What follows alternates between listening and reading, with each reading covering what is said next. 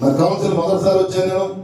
ఇవాళ నరసాపురం నియోజక ప్రజలు నియోజకవర్గ స్థాయిలో గతంలో లేని విధంగా కూడా ఇవాళ నన్ను నాపై నమ్మకంతో ఈ కూటమికి ఏదైతే తెలుగుదేశం, జనసేన, బీజేపీ కూటమితో మీరు ఈరోజు రాష్ట్ర వ్యాప్తంగా కూడా అవకాశం ఇవ్వడం జరిగింది.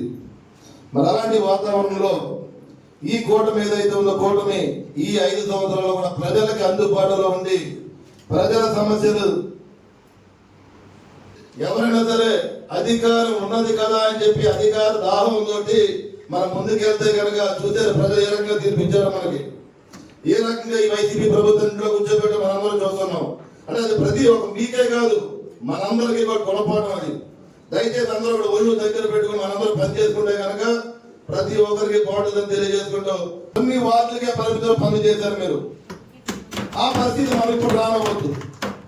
ప్రతి ఒక్కరికి ఏదైతే మీరు ప్రతిపక్ష పార్టీలో కౌన్సిలర్స్ ఉన్నారో మీరందరికీ కూడా ప్రతి వార్డు కూడా మనం మంచి పని చేసే విధంగా ప్రజలు మంచి పేరు తెచ్చుకునే ప్రజలు మనందరూ కూడా ముందుకెళ్ళాలని చెప్పి మనస్ఫూర్తిగా తెలియజేసుకుంటూ త్వరలోనే రివ్యూ చేద్దాం.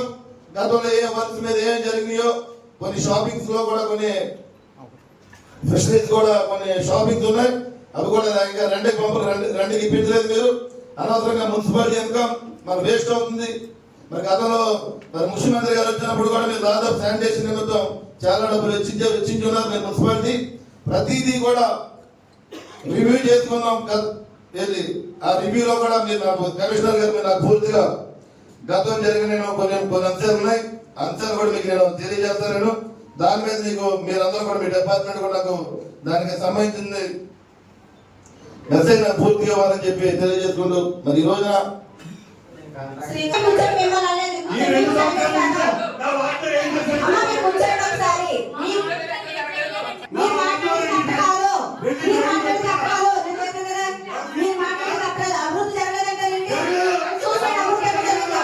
బాగా